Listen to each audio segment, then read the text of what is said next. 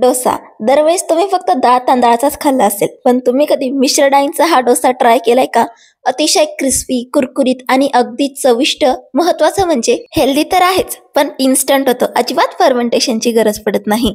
झटपट बनतो. खूप साऱ्या डाळा वापरलेल्या आहे, त्यामुळे म्हणजेच भरपूर प्रोटीन युक्त आहे. जर तुम्ही डाएटवर असाल तर नक्कीच ट्राय करू शकतात. सोबतच 2 प्रकारच्या चटणीची रेसिपी सुद्धा शेअर केलेली आहे. चला तर मग आजची ही इंटरेस्टिंग रेसिपी बघूयात. तर इथे आपण कोणतीही वाटी किंवा कप इथे सेट करून घ्या आणि त्याच अकॉर्डिंग इथं आपण सर्व जिन्नस घेणार आहोत. तर इथे मी 1 कप इतपत तांदूळ घेत आहे. हे जे तांदूळ आहे हे राशनिंगचे तांदूळ आहे. तुमच्याकडे जर इडलीचे तांदूळ असतील ते देखील तुम्ही येथे वापरू शकतात. पण सहजासहजी राशनिंगचा तांदूळ खूप जणांकडे अवेलेबल असतो, म्हणून मी इथे राशनिंगचा तांदूळ वापरलेला आहे. सोबतच इथे मी 1/2 कप इतपत उडदाची डाळ घेतलेली आहे. मिश्र डाळींचा डोसा आहे, म्हणून खूप साऱ्या डाळी इथं आपण घालणार आहोत. त्यामुळे इथे मी 1/2 कप मसूरची डाळ घेतलेली आहे. तुम्ही जर प्युअर व्हेजिटेरियन जर असाल ना, तर ही डाळ तुमच्या आहारामध्ये नक्कीच समावेश करा. सोबतच इथे मी 1/2 कप इथे मुगाची डाळ घेतलेली आहे. या ठिकाणी तुम्ही सालीसकट असणारी मुगाची डाळ देखील इथे वापरू शकतात. त्याचसोबत मी इथं 1/2 कप हरभऱ्याची डाळ घेतलेली आहे. हरभऱ्याची डाळ जी असते ना, यामुळे आपले जे डोसे आहेत ना ते खूप जास्त कुरकुरीत होतात, म्हणून ही आवर्जून घाला. सोबतच याची न्यूट्रिशनल व्हॅल्यू ऍड करण्यासाठी म्हणजे अजून जास्त वाढवण्यासाठी मी इथं 10-12 बदाम घातलेले आहे. या ठिकाणी तुम्ही शेंगदाणे जरी घातले तरीही चालेल. तुम्ही जर वेट लॉस जर्नीमध्ये तांदूळ हा कम्प्लिटली स्किप केला असेल तर त्याच्या अल्टरनेटिव्ह मध्ये तुम्ही इथं नाचणी किंवा ओट्स इथं वापरू शकतात. हे देखील तुमच्या वेट लॉस जर्नीसाठी खूपच हेल्दी राहतील. आता या सर्व डाळी मी व्यवस्थित 2-3 वेळेस स्वच्छ धुवून घेतलेले आहे आणि यामध्ये भरपूर पाणी घालून हे डाळ आपण कमीत कमी 7 ते 8 तासासाठी भिजत घालूया. मी इथं सकाळी हे भिजत घातलेले आहे. संध्याकाळी आपण याचे मस्तपैकी डोसे बनवून घेऊयात. आता या या डाळीमध्ये ना बहुतांश घरामध्ये ना तुरीची डाळ देखील वापरली जाते, पण खूप जणांना तुरीची डाळीचा त्रास होतो, म्हणून मी इथं तुरीची डाळ घातलेली नाहीये. इथं मी 3 ते 4 लाल मिरच्या घातलेल्या आहेत. यामुळे ना आपला जो डोसा आहे याला कलर सुद्धा छान येईल आणि एक्स्ट्राची काही तिखट घालण्याची गरजही पडणार नाही. तर 7 ते 8 तासानंतर आपण एकदा चेक करून घेऊयात. डाळी इथे व्यवस्थित भिजलेल्या आहेत. बघू शकतात क्वांटिटी डबल झालेली आहे. इथं आपण 1 कप तांदूळ घेतलेला आहे, तर त्याच मापाने आपण 1 कप इथं डाळींचा वापर केलेला आहे. डाळी तुम्ही तुमच्या अकॉर्डिंग कोणतीही घेऊ शकतात किंवा या ठिकाणी तुम्ही कोणतेही मिलेट्स तुम्ही वापरू शकतात. इतका हा टेस्टी आणि हेल्दी हा नाश्ता बनतो. तर आता काय करायचं, यामधलं जे एक्स्ट्राचं पाणी आहे ते आपल्याला काढून याला मिक्सरच्या ग्राइंडिंग जार ऍड करायचंय आणि अगदी रवाळ असं आपल्याला दळून घ्यायचंय. खूप स्मूथही दळलं तरीही चालेल, काही प्रॉब्लेम नाही, पण रवा दळलं तर हा जो बॅटर आहे म्हणजे हे जे डोसे ते खूपच क्रिस्पी होतात. तर बघू शकतात हलकासा रवाळ टेक्स्चर मध्ये मी हे दळून घेतलेलं आहे. अशा प्रकारे मी सर्व डाळी इथं व्यवस्थित दळून घेतलेल्या आहे. याला हलक्या हाताने व्यवस्थित असं मिक्स करून घेऊया आणि थोड्या वेळासाठी याला रेस्टवर ठेवूयात. तोपर्यंत आपण इथे चटणी बनवून घेऊयात. तर इथे मी तुमच्यासोबत एक लाल चटणी आणि हिरवी चटणीची रेसिपी शेअर करत आहे. तर सर्वात आधी आपण इथे लाल चटणीची प्रिपरेशन करूया. तर त्यासाठी मी इथं एका कढईमध्ये 1 पळी इतपत तेल घातलेलं आहे. तेल हलकसं गरम झालं की यामध्ये 1 टीस्पून जिरं घातलेलं आहे. जिरं छानसं तडतडलं की यामध्ये मस्तपैकी 1 चमचा आपण हरभऱ्याची डाळ आणि 1 चमचा आपण उडदाची डाळ घालणार आहोत. तुमच्याकडे जर हरभऱ्याची डाळ नसेल किंवा डाळ्या असतील तर त्याचा वापर देखील तुम्ही येथे करू शकतात. अगदी 1 मिनिटासाठी आपण हे व्यवस्थित परतून घेऊया. त्यानंतर यामध्ये आपण 4-5 लसणाच्या पाकळ्या आणि 1 इंच आलं घालूयात. अगदी 1 मिनिटासाठी परतून घेऊयात आणि नंतर आपण यामध्ये ना 1 मोठा साईजचा रफली चिरलेला कांदा घालूयात.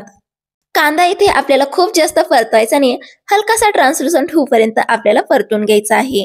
आता सोबतच इथे मी 3 ते 4 लवंगी मिरच्या घालत आहे. यामुळे आपली जी चटणी आहे याला तिखटपणा येईल. आणि सोबतच इथे मी 3 ते 4 काश्मीरी लाल मिरची घेतलेली आहे. त्याला मी सोबतच 3-4 तासासाठी भिजत घातलेलं होतं, अशी ही भिजवलेली आहे. आता या दोन्ही मिरच्या घालण्याचं कारण हेच की पहिल्या मिरचीने आपल्याला तिखटपणा येईल आणि काश्मीरी लाल मिरचीने याला कलर येईल, म्हणून ह्या 2 मिरच्या मी इथं घातलेल्या आहे. तुमच्याकडे हे नसेल तर तुम्ही डायरेक्टली आपलं रेग्युलर लाल मिर्च पावडर असेल ते सुद्धा घालू शकतात. अगदी 2-3 मिनिटांमध्ये बघू शकतात कांदा इथं हलकासा ट्रान्सलुसंट झालेला आहे. आपल्याला कांदा खूप जास्त परतायची गरज नाही. आता कांदा हलकासा ट्रान्सलुसंट झाला की यामध्ये आपण 2 मीडियम साईजचे टमाटे रफली चॉप करून ऍड करूयात. हलकासं मिक्स करून घेऊया आणि यामध्ये चवीनुसार मीठ घालूयात. मीठ घातल्यामुळे काय होईल, आपले जे टमाटे आहे लवकर सॉफ्ट होतील आणि लवकर शिजतील. जोपर्यंत आपले टमाटे सॉफ्ट होत आहे तोपर्यंत आपण हिरवी चटणी इथे बनवून घेऊया. तर या चटणीसाठी मी इथं 4-5 लसणाच्या पाकळ्या घेतलेल्या आहे, सोबतच 1 इंच आलं घेतलेलं आहे, 2 ते 3 हिरव्या मिरच्या घातलेल्या आहे. हिरवी मिरची तुम्ही तुमच्या अकॉर्डिंग कमी अधिक करू शकतात. सोबतच 1 मूठ भरून मी इथं कोथिंबीर घातलेली आहे. तुमच्याकडे जर पुदिना असेल तर तो सुद्धा तुम्ही थोडासा इथे घालू शकतात. आता इथे मी अर्धा वाटी भाजलेले शेंगदाणे घालत आहे. हे मी अजिबात साल काढून घेतलेलं नाही, डायरेक्टली तसेच वापरलेले आहे. तुमच्याकडे जर ओलं खोबरं असेल तर ते देखील तुम्ही येथे ऍड करू शकतात. आता ही जी चटणी आहे ही अजूनच जास्त चविष्ट आणि खमंग व्हावी यासाठी इथे मी 1.5 चमचा इतपत फुटाण्याच्या डाळ्या घातलेल्या आहे, म्हणजेच डाळवं घातलेलं आहे. यामुळे आपल्या चटणीला एक संदपणा येतो आणि सर्व चटणी अशी एक खट्टी राहते, म्हणजे अजिबात पाणी एकीकडे आणि कोथिंबीर आणि शेंगदाणे एकीकडे असं काही होत नाही. चवीनुसार मीठ घालूया. आता ही चटणी जी आहे आंबट गोड करण्यासाठी मी इथे अर्धा चमचा साखर घालत आहे आणि आंबटपणासाठी मी इथं अर्धा लिंबू इथं पिळून घालत आहे. या ठिकाणी तुम्ही फ्रेश दही किंवा हलकसं आंबट दही सुद्धा येथे वापरू शकतात किंवा चिंचेचा थोडासा तुकडा देखील तुम्ही येथे वापरू शकतात. आता हलकसं पाणी टाकायचंय किंवा आईस क्यूब टाकायचं आणि याला हलकीशी जाडसर भरडमध्ये आपण याला दळून घेऊयात. आणि बघू शकतात मस्त आपली चटपटीत चवीची हिरवी चटणी इथं तयार झालेली आहे. इथं टमाटे देखील मस्त सॉफ्ट झालेले आहेत. लगेचच यांना आपण काढून घेऊयात. याला मी डायरेक्टली ग्राइंडिंग जार मध्ये काढलेला आहे, पण हे दळण्यासाठी मी कम्प्लिटली हे थंड होऊ देईल आणि नंतरच याला दळायला घेणार आहे. आता याला मस्त चटपटीतपणा यावा यासाठी मी इथं लिंबाच्या साईज एवढी चिंच घातलेली आहे. या ठिकाणी तुम्ही लिंबू देखील वापरू शकतात, फक्त दही वापरू नका, त्यामुळे चटणीला जो रंग आहे तो व्यवस्थित येणार नाही. सोबतच अर्धा चमचा मी इथं साखर घालत आहे. यामुळे चटणीतले जे सगळे काही फ्लेवर्स आहे ते व्यवस्थित बॅलन्स होतील. आता थोडंसं पाणी टाकून हे थंड झाल्यानंतर मी ही चटणी अगदी स्मूथ अशी दळून घेणार आहे. थंड झाल्यानंतर ही चटणी मी व्यवस्थित दळून घेतली. बघू शकता दोन्ही चटण्या इथं आपल्या तयार झालेल्या आहे, लाल चटणी सुद्धा आणि हिरवी चटणी सुद्धा. यांना एक आपण तडका देऊन घेऊयात. तर यासाठी मी इथं 2 टेबलस्पून तेल गरम केले, यामध्ये अर्धा चमचा मोहरी घातले, हलकसं हिंग घातले आणि हे जे गरमागरम तडका आहे हे मी लगेचच या दोन्ही चटण्यांवरती पोर केलेला आहे. आणि बघू शकतात आपल्या मस्त 2 चटपटीत चटण्या इथे तयार झालेल्या आहे.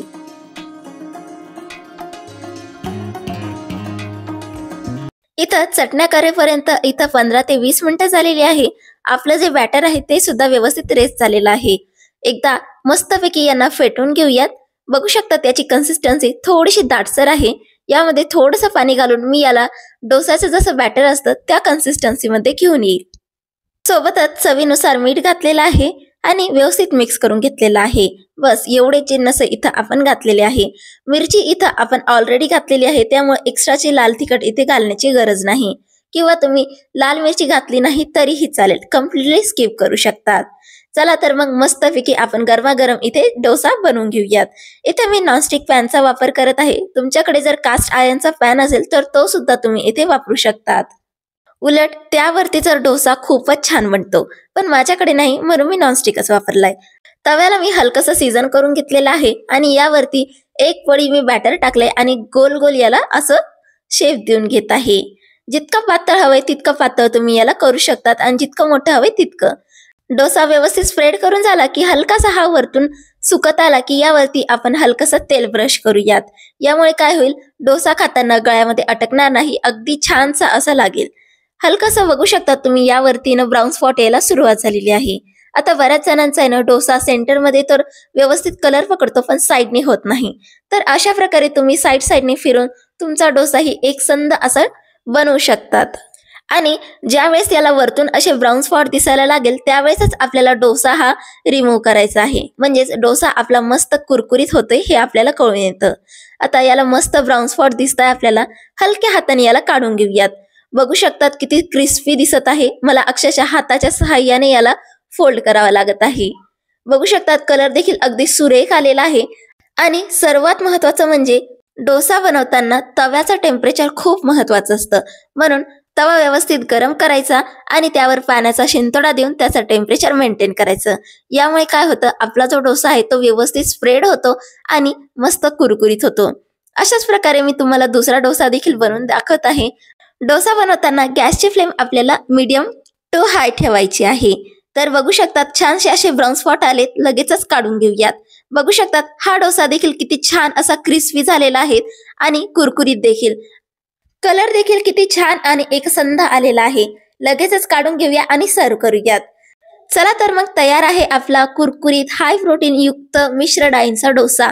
हा डोसा खूपच कुरकुरीत बनतो आणि महत्वाचं म्हणजे खूप साऱ्या डाळी वापरलेल्या आहे, त्यामुळे हेल्दी तर आहेच। एकदा तरी तुम्ही ही रेसिपी नक्कीच ट्राय करा। कशी वाटली मला कमेंट करून नक्कीच सांगा। चॅनलवर नवीन असाल तर चॅनलला सबस्क्राईब करा। चला तर मग पुन्हा भेटूया अशाच नवीन इंटरेस्टिंग रेसिपीसह।